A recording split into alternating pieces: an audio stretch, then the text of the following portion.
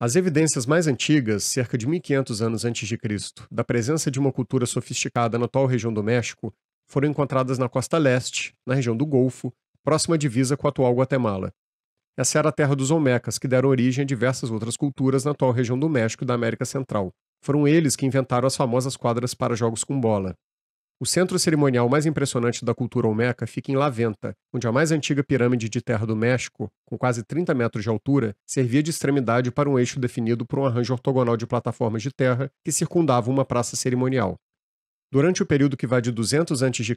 a 900 d.C., um povo cujo nome não sabemos construiu um amplo conjunto urbano planejado em Teotihuacan, que significa Lar dos Deuses, no Vale do México.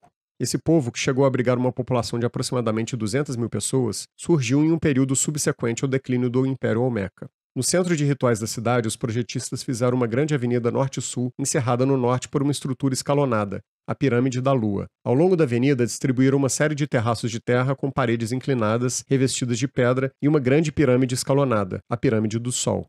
Essa organização sequencial de espaço e volume é semelhante aos complexos de pirâmides egípcios e aos zigurates mesopotâmicos com seus conjuntos de edificações. O plano horizontal é dominante, talvez inspirado na imensidão do vale. As paredes inclinadas dos terraços e as pirâmides apresentam os taludes e tabuleiros, que seriam encontrados, com muitas variações, por toda a Mesoamérica.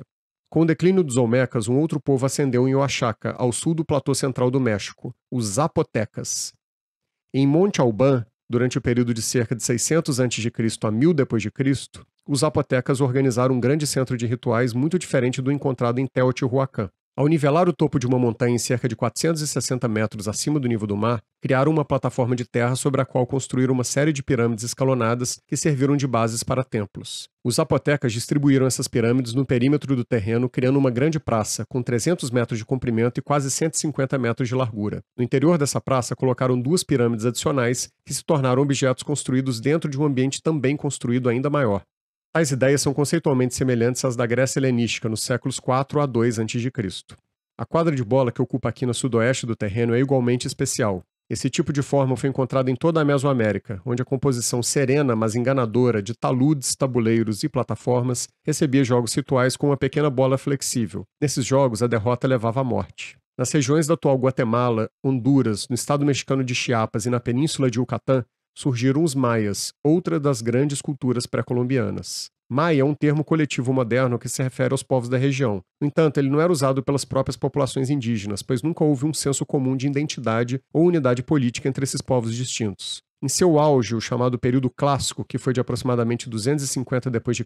a 900 d.C., a civilização maia incluía cerca de 50 estados independentes e mais cidades do que qualquer outro império da América pré-colombiana. Os maias foram únicos nas Américas por terem criado um sistema de escrita que os permitiu registrar sua história e práticas rituais em papel. As grandes cidades da civilização maia eram compostas de templos piramidais, palácios, quadras de bola, pátios e praças. Muitos edifícios foram adornados com esculturas ou relevos pintados de estuque. Tikal é provavelmente a mais impressionante cidade maia. Além de um sítio cerimonial, a cidade era um legítimo centro urbano, com uma população permanente de aproximadamente 45 mil pessoas. As pirâmides de Tikal são as formas construídas mais notáveis da cidade. Há uma escada íngreme em um dos lados de cada pirâmide, a qual leva à entrada dos templos no topo. O conjunto completo de pirâmides é extraordinário devido à sua verticalidade, especialmente quando as múltiplas edificações são vistas como uma unidade urbana. Hoje estão tomadas pela selva e se elevam como grandes estalagmites de maneira tão exuberante que levaram George Lucas a usar uma vista aérea delas para representar a lua de um planeta rebelde no primeiro filme da série Guerra nas Estrelas. Outras cidades importantes foram Copán e Palenque, famosas pelos marcos verticais de pedra ricamente talhados com imagens de reis e formas orgânicas e chamados pelos maias de pedras-árvores.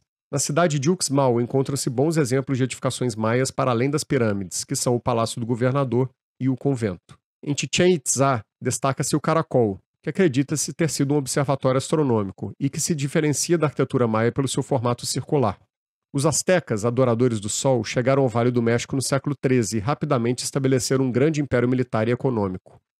Na época da conquista espanhola, em 1519, Tenochtitlán, a capital do império e principal centro cerimonial, sobre a qual foi construída futuramente a cidade do México, tinha uma população de aproximadamente 200 mil pessoas e cerca de 80 edificações para rituais. Tenochtitlán foi fundada sobre uma série de pequenas ilhas, Os astecas aterraram os espaços entre elas para produzir uma área unificada. Construíram 4 longas avenidas que dividiam a cidade em quadrantes, cada um com seus próprios bairros, santuários e edifícios administrativos. No centro, planejaram um grande centro cerimonial e edificaram as plataformas, pirâmides, quadras de bola e templos que já haviam se tornado edificações e espaços obrigatórios. Quando o conquistador Hernán Cortés apareceu com seu pequeno exército, alguns astecas parecem ter acreditado se tratar do deus Quetzalcoatl, que retornava da sua jornada mística, o que, por sua vez, pode ter levado o rei Montezuma a agir de modo indeciso perante a ameaça espanhola.